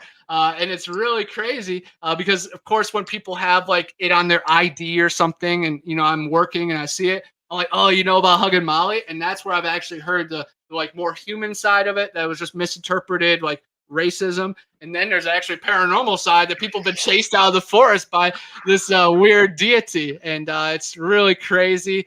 But right in the same vicinity or range of region is the Cohelee Creek Goat Man, which is a really cool creature that we've investigated. It's sad story that it was a hate crime, and this guy got put up in a tree, and they never found the body. He turned into a half man, half beast, and hunted down his captures. And I'm You know definitely what? They deserve it. Exactly. Yeah. I'm out there. You I know was like, you know what? I'm here to honor you. I'm sorry for what happened. They deserved it. Just give me a sign. And we found some crazy goat footprints on video and everything there. And it's just Oh my really God. crazy. But I love just tapping into, the haunted urban folklore that surrounds us. And, I've only been here in Western Florida for like 4 or 5 years. And I blow people's mind because they're like, dude, you've been a bunch of places that I've never even been. I've grown up here. And I'm like, yeah, I have to, man. You got to do something. And when I'm stuck in on the rain, I'm typing my books or doing these podcasts or trying to, I don't know, find sanctuary as well, because, I'm out and about, and I'm definitely full of, teamwork and that, but I definitely need my time to chill and get away from the world. And as a creator, it's definitely overwhelming sometimes. With goodness, with positivity, people, there's so many people in here. I just want to talk to all these people all day long. Of course, I wish, but Yeah. then there's also the BS, not anybody in here, but just BS that will come with it. You get calls in the middle of the night. You got people asking you for money. You got people giving you fake stories or hunted down where you're going, calling the police on you. Like it gets crazy out Oh my here. gosh. It's like, can't you, what happened to you do you? What the Exactly. hell happened to you do you? I was like, do you is not used enough. It's like, let you be. And if you don't like it, don't watch it. If you don't like it, don't come over. Don't look at it. There's other choices. I don't understand. You're not hurting anyone. This is stupid. You see, I get triggered like this. Yeah, This no, is what happens. I'm I'm triggered. all about abundance of positivity, but you have to bully bullies. You have to meet fire with fire once in a while, and I am not scared to do it. I've been buried by community. When I first came on, I was on a Bigfoot show, and I mentioned flat Earth, and that the sphere has never been proven. Water doesn't bend. NASA lies. There's 1,000,000% proofs. The Bible has 200 talks about it. Earth takes shape like clay pressed under a seal. Like it says it right there. If you Google Earth, the Bible describes it, it will show it. It's a unique system. It's like a snow globe, if you like the word globe. But people don't like that because it triggers everything. 99% of what we stand for. Oh, space. We're Neil Armstrong, Buzz Aldrin. Those two bozos themselves will tell you they never even went. Buzz Aldrin, there's multiple videos of him saying, it's all animated. You didn't see what you saw. It's right there. And then Neil Armstrong, the coolest thing he ever did was his stuff in the Amazon. Everything else was in San Diego. It was all it's all film. I love film. Like it's just film. But that definitely triggers people. But I was on the Mogollon Monster Show, and I had 80 people calling me a crackhead. I smoke glass. And I bounced back. So that's what it's about. It's about, finding yourself and getting buried in the rubble. But I'm a seed, and that's where seeds are supposed to go, is it in the dirt, in the soil, and I sprouted. So I definitely encourage everybody. Again, even if you stand up for something that I'm against, if you're standing on it, if it's represented, if it's well researched and not just programmed and not just feeling and just emotion, then I represent it. I'm with you. But if you're just programmed and just mouthing off because you're still in third grade, F you, because I've read more, I've done more. I've been to the Guidestones, which, got demolished, but I have footage at the Guidestones, and you could see the North Star, Polaris, right through the hole every single night. I've been on deep sea fishing, I know that they're hiding land. And they got us worshiping astronauts. Go to the MTV Awards. What do they give Best Actor? an astronaut award. Astronaut award. But yeah, the beginning of They the mock us TV was every the astronaut. Yeah. Yup, and they mock us with every logo. It's either Saturn worship or it's mocking the dome. And even Google will show it too. But I'm definitely not trying to preach or be too like down people's throat, but I'm just trying to show that they definitely have the quilt over our head. They have us spinning. The first thing a hypnotist does is spin you. I have never felt spinning my whole life. Fixed and immovable, just like the good book says, Go spin yourself in a computer chair. Woo! You'll feel it. You'll get dizzy.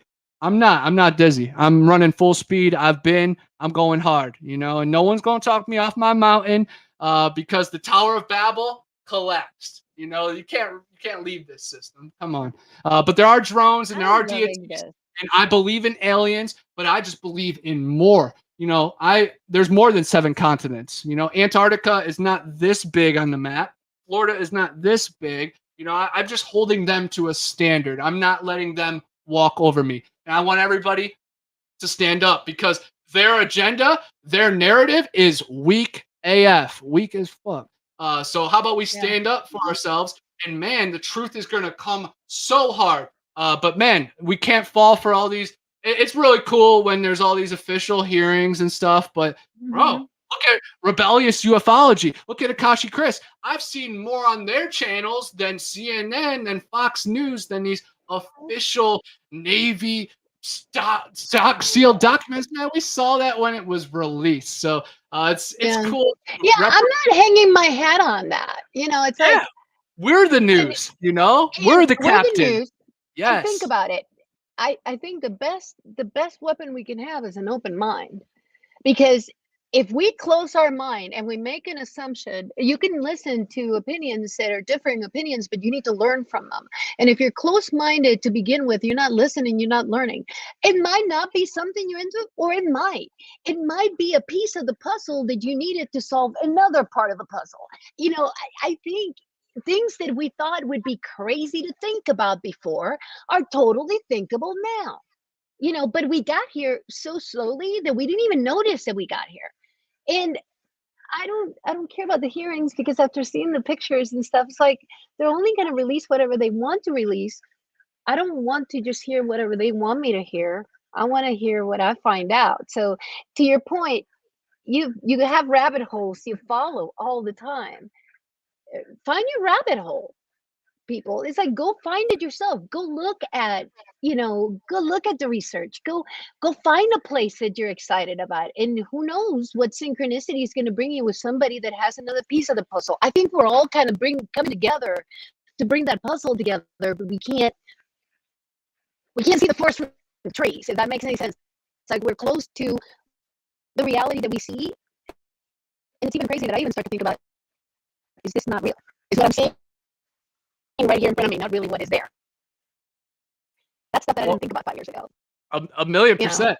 I've done enough mushrooms to tell you that there is stuff all around us at all times. Energy, bro. We're alive. Look at that ant and that leaf. It's breathing. But honestly, all trees are connected and they're all communicating, and it's so divine when we can tap into it. Even 10 minutes in the forest, we just shed so much of that society BS. And when you're out under the dark skies, getting moonlight is just as important as sunlight. It's very viable to our body. But our eyes, once we get away from that BS artificial light and we can just soak in, your eyes get so much stronger and it really soaks in. And just think how animals have been. They have not seen that artificial light barely ever. And man, they're just seeing a whole new realm. So how cats and birds can see like 26 times as much colors as us. We really just have to open up our spectrum because they're out there. We just have to allow ourselves to see it. And that's what I'm trying to do at all times. I push myself to the limit, breathing wise, mentally wise, and with my thoughts. So I try to just break barriers.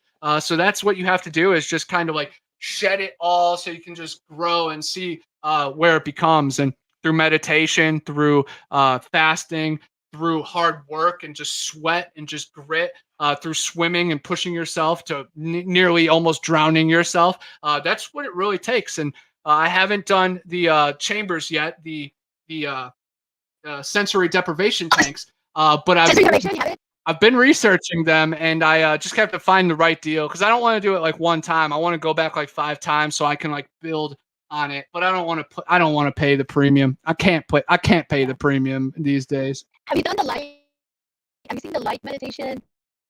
The flashing that stroke. I've seen Paul multiple. Hynek does that. Freaking Paul Hynek is addicted to doing that. He like loves it. And you Of sit there on course. your light. I've seen a lot of crazy experiments with red lights with these goggles. Matt from Supernatural Spectrum and Nanoboss Continuum, they have used these goggles that you have flashing red light and you can communicate with these spirits, with aliens, with the Sasquatch, and it somehow brings in the vibrations that creates in your mind, brings in all these entities. It's kind of like, CE5 encounters or even just summoning spirits. Like the whole knock on wood was to summon a spirit inside the tree. So even just little phrases like how we live is wrapped up in magic. When we lose a tooth, we put it under for the tooth fairy. We write in cursive. It's right there. We spell words. So, Crazy Connor, it's easy to see I'm paranormal. It's easy to say you're paranormal, Chris. But even the squares out there, they're still cursing. They're still spelling curses. They're still doing what they got to do. So we're all electric and we're all energy. And the whole thing with us being particle and waveform, the fact that we could become waveform just honestly opens up all possibilities. I've heard so many portal stories of like someone going in at the Appalachian Mountains and then coming out west, and then other people going into a cave and then seeing an evil version of their grandma, kind of like Coraline. Today I was aiming to go to a portal in the Port St. Joe Old Cemetery. Back in the 1800s, I guess the boat came off and one of this from Cuba, and one of the people had yellow fever, and they landed at Port St. Joe, killed like 90% of the population. So they had to bury a bunch of bodies in this old cemetery, and they say it's some kind of bridge to the underworld. I just found this out like 3 days ago. So it finally aligned that I was going to go today. It wasn't raining. And then there's a haunted lighthouse there too. 2 guys died building it. One lighthouse keeper ended his life, and then another one was murdered. So it was a big thing that I was going to hit both of them and then go to the beach. But the lighthouse is closed until Wednesday, so it gets pushed back later in the week. But I'm really looking forward to that trip, and maybe I'll enter the portal to the underworld and the upside down, and I'll save Eddie from Stranger Things, and pick up some demon chicks and purify them, and I don't know. It will all be fun. Who knows? But yeah, you're gonna have to keep us updated on all that. So I'm looking at the time because I know that Anthony, I'm not gonna find us for us on next in about 25 minutes with a brown dwarf. But anybody in the chat have any questions for Connor? Because I do want to talk to Connor about what you're doing next. Where are you going? Are you going to just stick with Skunk Ape for a while? I have a feeling there's just so much more to this. So if anybody has questions, put them all up or tell us, Connor. Yes, I definitely have. Continue that adventure of Skunk Ape. Yeah, oh yeah. Every day is Skunk Ape adventure here in the Panhandle, just because I am 10 miles away from Ocheesee Pond, where in 1874, the wild man was captured after harassing Native American women and children, and then also some of the native villagers. And these pioneers and Native American gatherers teamed up together, captured this creature in the Devil's Half Acre, and then they actually took it to the capital, Tallahassee. Governor said, no way. Sent it to Chattahoochee Hospital. And they kept it there for 3 years, probably doing cruel and unusual experiments to it. And they say that they buried it under a building with a bunch of other Native Americans. There's a movie called Chattahoochee that talks about that hospital. Gary Oldman's in it. It talks about veterans and Native Americans being poorly treated, experiments being done on them like they were criminals, and some of them were just dealing with PTSD. So it was a very sad story, but the wild man is buried somewhere on those grounds, and my buddy Jack McClellan is the head IT guy and lives on campus. So when I go visit him, I'm at the location where the wild man is buried. And I've actually filmed the building that they say he's buried under, and other people have said he's out in the woods, and there's a golf course near where he's buried. So I filmed all that, and it's really crazy. So once Jack finds a new job, we're gonna release some of that footage. And there's a deep underground military base underneath it, and there's these tunnels that go all the way to the river. Really crazy stuff. But yeah, the Ocheesee Pond Wild Man is like my favorite skunk ape story because he was captured and it was on the front page of the New York Times, and like nobody knows about it. But loud and proud, Ocheesee Pond Wild Man captured 1874. You have to give me the link. Oh yeah, I will. There's a couple documentaries on YouTube about it, but I've done videos and I've interviewed people that still live on those waters and still dealing with sightings to this day. And there's been mummies found in this deep den, and there's this radio guy that he has a hearing aid that he can turn it to certain tones, and he can hear them like breathing and gurgling in the night. So it's a very cool spot. There's a lot of weird Native American history there too, like sacrifices and wars and inner battles, but very cool. But yeah, for the future, next few weeks and months, I have huge plans. I am speaking at the October Outcast Paranormal Paracon with Stacy Brown, James Bros, RPG, Bill Brock from the Conjuring House, and a bunch of other cool people. Chaz of the Dead, he's a very awesome UFO researcher that he lived in Chile looking for the Friendship Tribe, and then he actually got invited onto a UFO by this weird guy that he knew all about bees and beetles levitating. So very interesting stuff. But that is at Warrior on the River. The Okalocody River is famous because it has skunk ape sightings there, and also beds have been found along that river.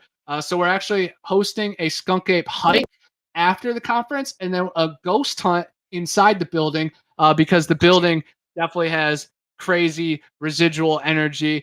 So I'm just so pumped because I'm just going to be speaking about cryptids and conspiracies, and then I'm going to be leading the camp out at night. But the week before that, I'm actually hosting a camp out in Tennessee on Cohutta Mountain. Cohutta translates to big frog. And again, it's a mud fossil, guys. So come camp with me on the back of a real life big frog. Get your amphibian on. But October 15th to 16th, Copper Hill, Tennessee, Cherokee National Forest, I think it is. It's right by Expedition Bigfoot Museum. We did it last year. Had crazy evidence and sightings happen. Janice Carter was the year before. You guys know her from 50 Years with Bigfoot. Her family actually raised a Bigfoot named Fox, and we got to learn about the family dynamic and words and a lot of inside information. But Janice has this telepathy connection with the Bigfoot, and just her being at that same campground, I hope she can make it this year. Just because, man, that'll just be like me beating Babe Ruth. Like, oh my God, you're a legend. But I'm just so pumped, and it's going to be super legendary. Manimal Research is hosting it. John Baranchuk is also another speaker. He wrote a book on psychology of Bigfoot. He has like a PhD. Me and him enjoyed our time camping together, smoking, looking at the forest. But I blew his mind with a lot of my weird conspiracy and rabbit hole theories. So it's kind of cool that I'm like the whack job, because wild hippie dude, onto something though. And then he's very by the book and, ecology. But it's going to be a good 1-2 punch. And I think Neoma Finn might even be coming. Oh yeah, it's awesome. Balancing each other out. It's going to be great. Because wherever he thinks more analytically, you're going to bring more of the blue sky. So those are the best partnerships. So yin and yang, sun and moon. Okay, well, guys, before I lose my signal again, because I have a feeling I only have a little bit because we're starting to see some wind. So first of all, I hope you hear me okay? It's still a little choppy. Okay. First of all, thank you so much for coming on my and hanging out with us. This is the first time. This is only my 5th episode of the show, and that I can get somebody like you with all this experience and with this energy of love, I just could not be more grateful. So hopefully everybody heard that. If they didn't, I'm sorry, but it was heartfelt. So I might have No, recorded. it came in pretty clear, like 70% clear, but we felt it Okay. 110%, and I felt Did it you feel it? like 111%. You know, that synchronicity. But yes, I'm happy that you reached out to me, have an open mind, an open platform. You are an awesome soul, and I'm so excited for your legendary legend like trip, man. Like again, I can't get over that you saw the glyphs. Like I still remember the video. I'm like, you were mentioning like the History Channel. I'm like, yeah, that's the History Channel. That's my friend at like a bucket list spot for me. And I just hope I hope other people Beautiful. feel that when they see me do stuff. I don't know. Like I felt so proud of you, and I felt so envious, and like jealousy is a weak trait. So I didn't try to. I wanted to be there with you, so I hope that I give that I was there with feeling you. that you guys are with me. I watch your TikToks and I'm like, I hope you can hear me. I feel like I do with Carl, where I'm like, Carl, don't go in there, Carl, don't do that. And I look at your TikToks and I'm like, he's crazy, but this is so awesome. But be careful, Connor, because I want you to be okay. Because sometimes you're by yourself and it's like, Oh yeah. a little scary. So anyway, well, thank you so much. This is not over. I'm gonna do I'm gonna have an outro dedicated to Connor and Bigfoot coming up because I'm trying to do like something at the end. I'm just gonna bring closure to the show. First of all, before we say bye, I'm gonna make sure that we say bye to everybody in the chat. Early Moonlit. I can't click on your names right now because my signal is kind of jacked, but everybody's been so awesome. And I don't know if you've seen how much love has been coming through the chat for you, Connor, but it's huge. Everybody just adores you. I definitely appreciate it. We want Canned Connor in the morning. We need Canned Connor, a cup of Connor. Yeah, So. yeah. Right now I don't have my AC on, so you guys can like drink my sweat, and hopefully be energized. But Yeah, you'll also be exactly. immune to everything out there. I recently just got over a tick bite, but I proved today that the energy is still out there. But real quick before we go, I just want to shout out a couple things and props that I got right here. Please. I got the cover and the case of my newest movie called The Void Cat. I am the main character of this movie. It's a dog man, splinter cat, wild man, cursed film. It's free on YouTube, The Void Cat. Please drop a comment. Say you came from the Akashi Chris show. The director of it would love to see some continued support. But this one came out a little bit before that. Zillafoot, half Godzilla, half Bigfoot. Giant beast summoned by these goofy alien creatures in the red. But yeah, I play a cryptid research officer. The military brings me in. I drop some knowledge. It's too much for them. They asked me to go. I was right. But that movie, that movie is on Amazon Prime, and it's also in Walmart, Best Buy, and FYE. But it is so bad, it's good. Yeah, I'm not putting it in the chat because I'm going to put all of these in the video description. Perfect. Links. I'm going to turn around and send me a DM with everything because there's the movies, there's documentaries, there's your TikTok, there's your stuff on YouTube, there's stuff paranormal highway. So there's so much to come. For sure. Here's a couple more props and products. Oh, cool. This is my newest book, Panhandle Pirates. Yeah, this talks about hunting down treasure and cryptid creatures like Kraken. The Pensacola serpent is in it. The Mobile wolf woman, a frogman type creature, cat people, a lot of cool stuff. But that's my most recent book. My next one is going to be called Every Camp Has a Crystal Lake, and that's going to be coming out soon with Beyond the Fray Publishing. This one is called Monsters and Mysteries Around the Corner. This one talks about how you don't have to go far to find scary stuff. It's probably down your family tree branch or on your own road. So it's a really fun one.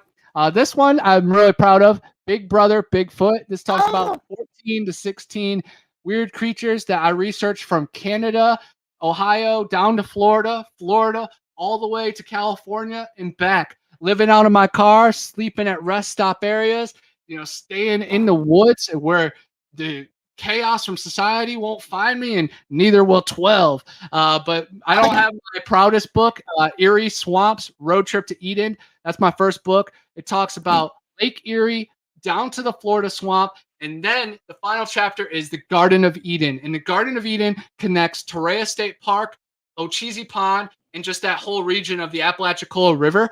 27 of the 28 trees that are in the Bible are in that preserve. Gopher wood, which Noah used to build the ark, the lightest, strongest wood in the world. It only bends. You can't break it. It's only found in 3 areas.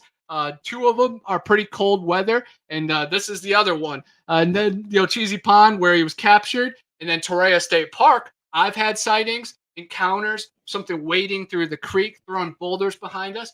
Donnie Miller had a face-to-face encounter, and Stacy Brown and his dad. That's where they filmed the 9-foot skunk ape, and then they had the Finding Bigfoot episode that followed up. And then there was that one couple that had that glass door, and it was a green, slimy, weird handprint. That is also in the same region. So the Garden of Eden, I think there are multiple Edens. There's probably multiple Atlantises, lots of lost civilizations. Earth is 1% of what it used to be. There's so much hidden from us all. So we just have to really soak into it. But yeah, it's really funny that Lake Erie down to Florida, and then it ends where it began. But yeah, those are the books. Panhandle Monsters. That's my newest documentary. Oh yeah, please tell us about that. Yeah, Panhandle Monsters, made by Supernatural Spectrum. It's actually like a leftover prequel documentary because we set out to make one called From Fear to Understanding, and that is like the big one that's going on Amazon. This one was kind of just like a get ready for what we got coming, but we recorded crazy evidence. We got them singing in the distance with a parabolic dish. Then we sent it to Doug Highcheck. He was very impressed from Monster Quest. He sent it over to the Olympic Project. Those are the sound guys.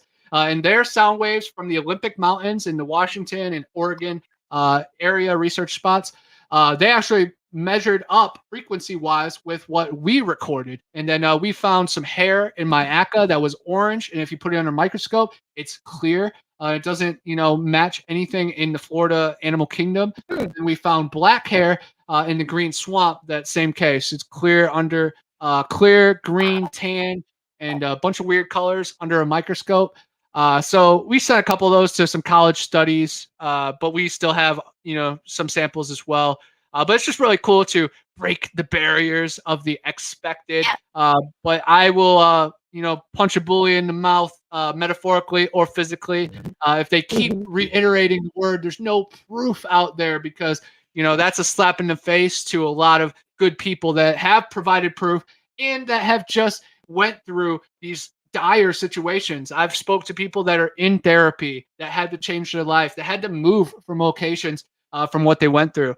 So I don't spit on them. I only spit on people that, I don't know. You guys get what I'm saying. I bully, and I'm there for the vulnerable. It's okay. We're all good. You're just a lovely person, and I'm just so excited that you came here. I would like to offer up having you back to discuss maybe some of your books. Give me some time to do some reading. I got my trusty notebook gonna be getting ready to go because I would love to kind of dig deeper into some of these things. Heck yeah. We'll talk offline and figure out which one would be like a super fun show to kind of discuss, and then I can read it and then have you back. Would that be? Hey, I am down for that 1,000,000%. Lovely. Everybody loves you. I love you. We all love you. My husband's over there just thinking. So thank you. So no problem at all. Back, and I'm happy to be here. Oh, go ahead. Yes, thank you so much for being here. I know we got 10 minutes till I'm going to put you backstage. Say bye to the chat, play the outro, and then we're going later, guys. To unidentified as 4. I'm going to put you back for just a minute. Thanks so much, Connor. Peace. You guys, how awesome. I'm trying to get him off screen. I might not be able to remove you off screen. And that's okay. There we go. Okay. How do you hear me? Do you see me? Hi, everybody. How freaking awesome was Connor on the show? And can you hear me, honey? Okay, all good. So thank you to everybody in the chat. We got 10 minutes, so I'm going to go ahead and let you guys go because my signal is bad. But I love you all. Stay tuned for this outro here that I'm going to play us off with. Have a great weekend, and I'm gonna be back next week. So you don't have to wait 2 weeks. So I'm gonna be back next week with a Utah related show. So I'm gonna play us off. And, love you guys. Stay mindful. Peace.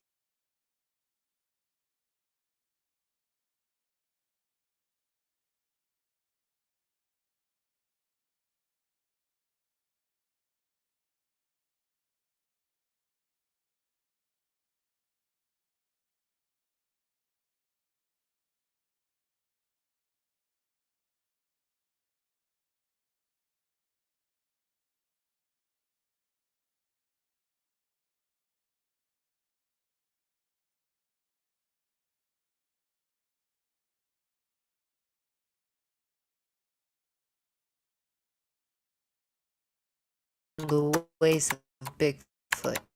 Bigfootanon did not provide any of the following information, nor supports the potentially alternative facts that Mindforked has decided to insert.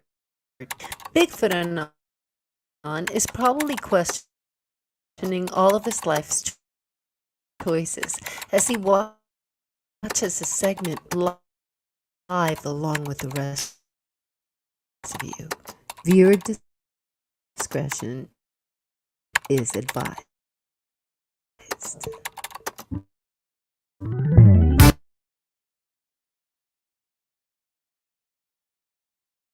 I lost. I might have to do this rocket. I can't.